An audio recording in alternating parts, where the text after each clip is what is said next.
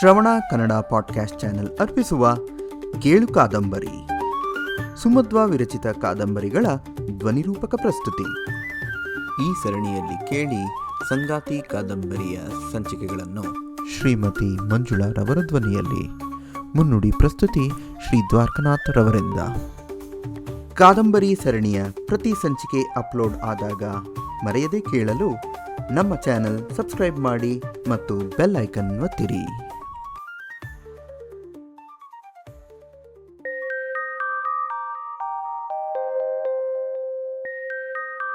ಸಂಗಾತಿ ಪಾಡ್ಕ್ಯಾಸ್ಟ್ ಭಾಗ 14 ಕೇಳುವ ಮುನ್ನ. ಇಲ್ಲಿಯವರೆಗೆ ವಿಠಲಕೃಷ್ಣನ ನಿಶ್ಚಿತಾರ್ಥ ಹಿಂದೆ ಮುರಿದು ಬಿದ್ದದ್ದಕ್ಕೆ ವಿಠಲ ತನ್ನ ಅಮ್ಮನಿಗೆ ಸಕಾರಣವಾಗಿ ವಿವರಿಸುತ್ತಾನೆ. ನನಗೆ ಸಂಗಾತಿಯಾಗುವವಳು ನಿನ್ನಂತೆ ನನ್ನ ಮಗುವಿಗೆ ಒಳ್ಳೆಯ ಅಮ್ಮನಾಗಬೇಕು ಎಂಬ ಆಸೆ ಎನ್ನುತ್ತಾನೆ. ನಂದಿತಾಳಿಗೆ ಅರುಣಳ ಮನೆಯವರು ಒಪ್ಪಲಿಲ್ಲ ಎಂದಾಗ ನಂದಿತಾ, ಅರುಣ ನಿನ್ನ ಮಗನನ್ನು ಇಷ್ಟಪಡುತ್ತಾಳೆ, ಅದಕ್ಕೆ ನನ್ನ ಮಗನನ್ನು ಬೇಡ ಎಂದಿದ್ದಾಳೆ ಎಂದು ಜೋರಾಗಿ ಮಾತಾಡಿದ್ದಳು. ವಿಠಲಕೃಷ್ಣನೊಡನೆ ಸುಲೋಚನಾರವರು, ಅರುಣ ನಮಗೆ ಸೊಸೆಯಾಗಿ ಬರುವುದು ಇಷ್ಟ, ನಿನ್ನ ಅಭಿಪ್ರಾಯ ತಿಳಿಸು ಎಂದಾಗ ನನಗೂ ಇಷ್ಟ ಎಂದ. ವಿಶಾಲಾಕ್ಷಿಯವರು ಅರುಣಳನ್ನು ವಿಠಲಕೃಷ್ಣನ ಬಗ್ಗೆ ಕೇಳಿದಾಗ, ನನ್ನ ಅಭಿಪ್ರಾಯಕ್ಕೇನಾದರೂ ಇಲ್ಲಿ ಬೆಲೆ ಇದೆಯಾ ಎಂದು ನೊಂದು ನುಡಿದಿದ್ದಳು.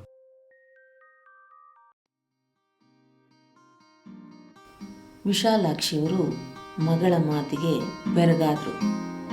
ಎಂದಿನಿಂದಲೂ ಮನೆಯಲ್ಲಿ ನಡೆಯುತ್ತಿದ್ದ ಮಕ್ಕಳ ಕೆಲಸ ಸ್ವಭಾವಗಳ ಬಗೆಗಿನ ತಾರತಮ್ಯವನ್ನು ನೊಂದು ಅವಳು ಒಂದೇ ಮಾತಿನಲ್ಲಿ ನುಡಿದಿದ್ಲು.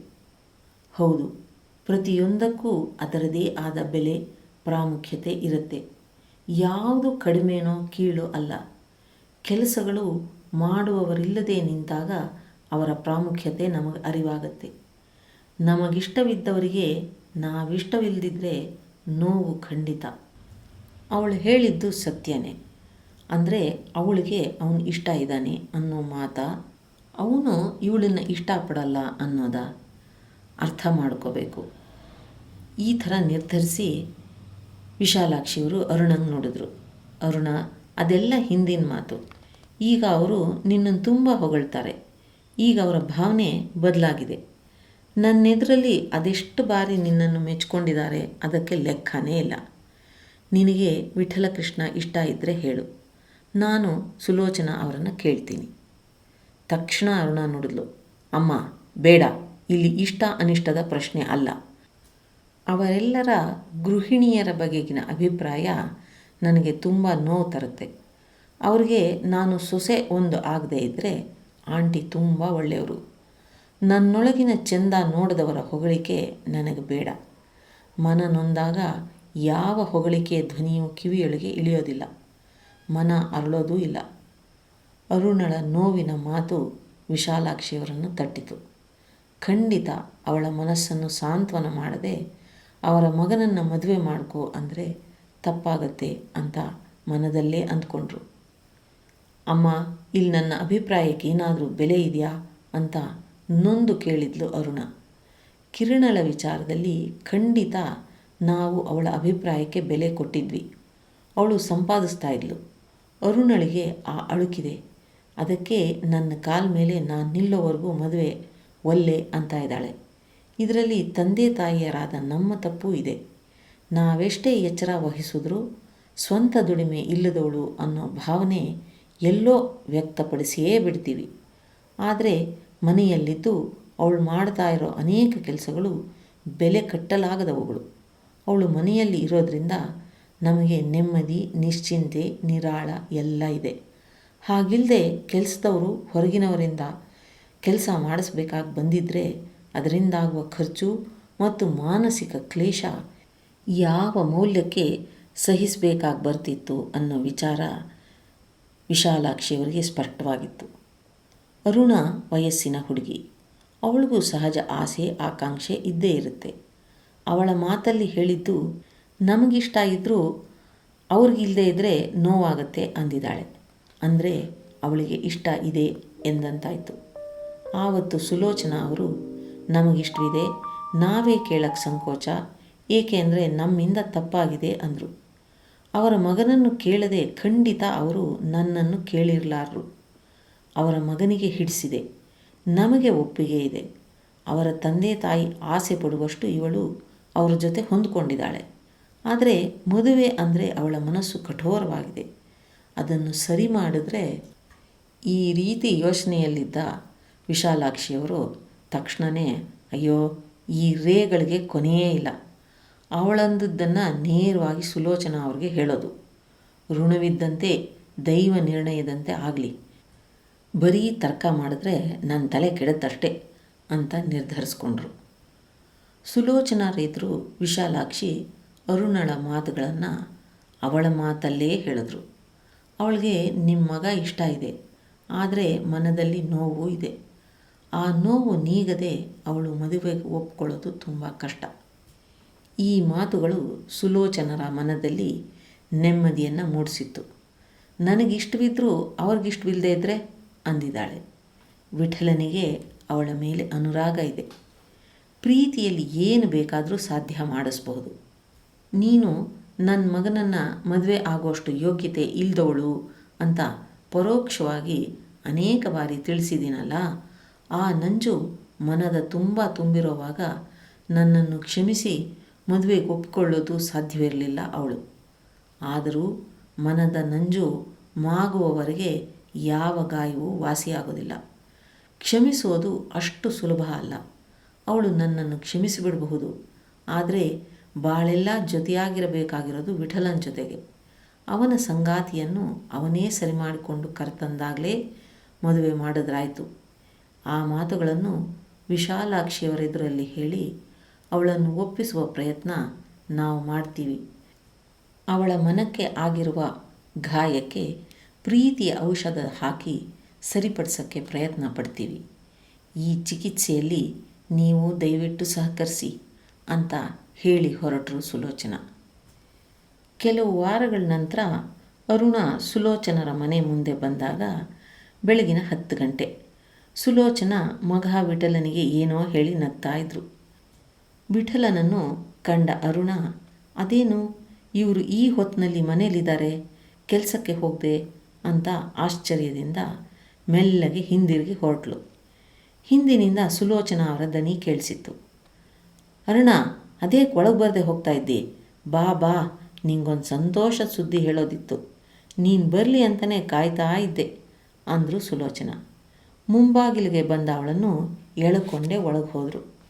ಅಲ್ಲೆಲ್ಲ ಸೀರೆ ಒಡವೆಗಳನ್ನು ಹರಡಿದ್ರು. ಅಮ್ಮ ಮಗ ಇದೇನು ಮಾಡ್ತಾ ಇದ್ದಾರೆ ಅಂತ ಅರುಣಳಿಗೆ ಆಶ್ಚರ್ಯ. ವಿಠಲ ಅಲ್ಲೇ ಇರೋವಾಗ ಅಲ್ಲಿ ಹೋಗಿ ಕುಳಿತುಕೊಳ್ಳೋದು ಹೇಗೆ ಅಂತ ಯೋಚಿಸ್ತಿರೋವಾಗಲೇ, ಇರಲಿ ಬಾ, ಸಂತೋಷದ ವಿಷಯ, ನನ್ನ ಮಗಂದೇ, ಅವನಿಗೆ ಕೆಲಸದಲ್ಲಿ ಬಡ್ತಿ ಸಿಕ್ಕಿದೆ, ಅದಕ್ಕೆ 2 ವರ್ಷ ಡೆಲ್ಲಿಗೆ ಹೋಗಿ ಇರಬೇಕಾಗತ್ತೆ, ಇನ್ನೊಂದೇ ತಿಂಗಳು, ಅದಕ್ಕೆ ಒಬ್ಬನೇ ಅಲ್ಲಿ ಹೋಗಿ ಕಷ್ಟಪಡೋದು, ಒಂಟಿಯಾಗಿ ಇರೋದು ಬೇಡ ಅಂದ್ಕೊಂಡು ಅದಕ್ಕೆ ಮದುವೆ ಮಾಡಿನೇ ಕಳಿಸೋದು ಅಂತ ನಿರ್ಧಾರ ಮಾಡಿದ್ದೀವಿ. ನಾಳೆ ನಿಶ್ಚಿತಾರ್ಥ, ಮುಂದಿನ ಭಾನುವಾರ ಹೊರನಾಡ ಅನ್ನಪೂರ್ಣೇಶ್ವರಿ ದೇವಸ್ಥಾನದಲ್ಲಿ ಮದುವೆ. ಅವರು ಹೇಳ್ತಲೇ ಇದ್ದರು. ಆದರೆ ಅದರಿಂದ ಮುಂದಿನದು ಅರುಣಳ ಮನಸ್ಸಿಗೆ ಇಳಿಲೇ ಇಲ್ಲ. ಕಣ್ತುಂಬಿ ಬಂದಿತ್ತು. ಒಮ್ಮೆಲೇ ಮನ ಮುದುಡಿಕೊಂಡಿತ್ತು. ವಿಠಲ ಅವಳನ್ನೇ ಗಮನಿಸ್ತಾ ಇದ್ದ. ಆದರೆ ಅದರ ಅರಿವು ಅರುಣಳಿಗೆ ಇರಲಿಲ್ಲ. ಸುಲೋಚನಾ ಅವರ ಮಾತುಗಳಿಂದ ಅರುಣ ತನ್ನ ಮನದಲ್ಲಿ ತಾನೇ ಸಂವಾದ ಮಾಡತೊಡಗಿದಳು. ಅವಳು ಮೌನವಾದಳು. ವಿಠಲಕೃಷ್ಣ, ಸದಾ ನಿನ್ನೊಂದಿಗೆ ಹೆಜ್ಜೆ ಹಾಕುವ ಕನಸಿನಲ್ಲಿ ಇದ್ದೆ ನಾನು. ನಿನ್ನ ಕೈ ಹಿಡಿದಾಗಿನ ಭದ್ರತೆಯ ಭಾವ ಬಯಸುವ ಮನಸ್ಸು ನನ್ನದು. ಅನುದಿನ ಅನುಕ್ಷಣ ನನ್ನ ಇಷ್ಟಗಳಲ್ಲಿ ಕಷ್ಟಗಳಲ್ಲಿ ನನಗೆ ನೀ ಸಖನಾಗಿ ಇರಲಿ ಅನ್ನುವುದು ನನ್ನಾಸೆ. ನಾ ಕೇಳದೆಯೇ ಈ ಬಾಳ ಸಂತಿಯಲ್ಲಿ ಎದುರಾದವನು ನೀನು. ಕಣ್ಣಿಗೆ ಕಂಡಾಗೊಮ್ಮೆ ಮನಕ್ಕೆ ಮುದ ನೀಡಿದಂತಹ ವ್ಯಕ್ತಿ ನೀನು. ಪ್ರೀತಿಯ ಅಗೋಚರದ ಕನಸುಗಳಿಗೆ ನನಸಿನ ಸಿಂಚನ ಕೊಟ್ಟವನು ನೀನೇ. ನನ್ನೆಲ್ಲ ಜವಾಬ್ದಾರಿಯನ್ನೂ ನಿಭಾಯಿಸಬಲ್ಲ ಸಮರ್ಥ ನೀನು. ಎಂದಾದರೂ ನಿನ್ನಲ್ಲಿ ನನ್ನ ಮುಂದಿನ ಜೀವನಕ್ಕೆ ಜೊತೆ ಕೇಳಬೇಕು ಅನ್ನೋ ಆಸೆ ಮನದಲ್ಲೇ ಕಮರಿದೆ. ನಿನ್ನನ್ನು ಮರೆಯುವುದು ಕಠಿಣ. ಈ ಪ್ರೀತಿ ಅನ್ನೋದು ಸದಾ ನಲಿವಿನ ತೋಟ ಅಲ್ಲ. ಅಲ್ಲಿ ಸಿಹಿ ಕಹಿ ಎರಡೂ ಇದೆ. ಆದರೂ ಪ್ರೀತಿ ಮಾಡುವ ಮನಸ್ಸು ಸದಾ ಸಿಹಿಯನ್ನೇ ಬಯಸುತ್ತೆ. ವಾಸ್ತವದಲ್ಲಿ ಅದಕ್ಕೆ ಸದಾ ಕಹಿ ಅನುಭವವೇ ಇರುತ್ತೆ. ಯಾರು ಈ ವಿಠಲಕೃಷ್ಣನನ್ನು ಕೈ ಹಿಡಿಯುವ ಅದೃಷ್ಟವಂತೆ? ಸುಲೋಚನಾ ಅರುಣಳನ್ನು ಹಿಡಿದು ಅಲ್ಲಾಡಿಸಿದಾಗಲೇ ಅವಳು ಇಹಲೋಕಕ್ಕೆ ಬಂದಿದ್ದು. ಈಗ ತಾನು ಏನಾದರೂ ಮಾತಾಡದೇ ಇದ್ದರೆ ಆಂಟಿಗೆ ಬೇಜಾರಾಗತ್ತೆ ಅಂತ ಹೊಳೆದು, ತುಂಬ ಸಂತೋಷ ಆಂಟಿ, ಏನು ಸಹಾಯ ಬೇಕಾದರೂ ಹೇಳಿ, ಖಂಡಿತ ಮಾಡಿಕೊಡ್ತೀನಿ ಅಂತ ವಿಠಲನ ಕಣ್ಣು ತಪ್ಪಿಸಿ ಸುಲೋಚನರ ಕಡೆ ನೋಡಿದ್ಲು ಅರುಣ. ಸುಲೋಚನಾ ಅವರು, ಅದೇನೇ ನೀನಿಲ್ಲದೆ ಏನಾದರೂ ಆಗತ್ತಾ ಅನ್ನೋ ಅಷ್ಟರಲ್ಲೇ ವಿಠಲ ಅವರಮ್ಮನ ಕೈ ಅದುಮ್ದ, ಸುಮ್ಮನಿರು ಅಂತೆ ಸೂಚಿಸ್ದ. ಅರುಣ ವಿಠಲನ ಕಡೆ ತಲೆ ಎತ್ತಿ ನೋಡಿದರೆ ಅಲ್ಲಿ ತುಂಟತನವೋ ಹಾಸ್ಯವೋ ಅಂತೂ ನಗೆಯೊಂದು ತೇಲ್ತಾ ಇತ್ತು. ಅರುಣ ತನ್ನ ಮೇಲಿನ ಹಿಡಿತ ಕಳ್ಕೊಂಡು ತನ್ನ ಭಾವ ವ್ಯಕ್ತವಾಗುವ ಮೊದಲು ಅಲ್ಲಿಂದ ಹೊರಟು ಹೋಗಬೇಕು ಅಂದ್ಕೊಂಡು ಎದ್ಲು. ಹೊರಡಲನುವಾದ ಅವಳನ್ನು ವಿಠಲ ಪ್ರಥಮ ಬಾರಿಗೆ ಹೆಸರು ಹಿಡಿದು ಕರೆದ. ಅರುಣ, ನನ್ನ ಮದುವೆಗೆ ಶುಭ ಹಾರೈಕೆ ತಿಳಿಸೋದಿಲ್ವಾ ಅಂದ್ಬಿಟ್ಟು ತಾನೇ ತನ್ನ ಕೈ ಮುಂದೆ ಚಾಚಿದ. ಅರುಣಳಿಗೆ ಆಶ್ಚರ್ಯವಾಯಿತು. ತನ್ನನ್ನೆಂದೂ ಮಾತಾಡಿಸದೇ ಇರೋರು ಈಗ ಮದುವೆ ಗೊತ್ತಾಗಿದೆ, ಶುಭ ಹಾರೈಸಿ ಅಂತ ಕೈ ಚಾಚಿ ಕೇಳ್ತಾ ಇದ್ದಾರಲ್ಲ.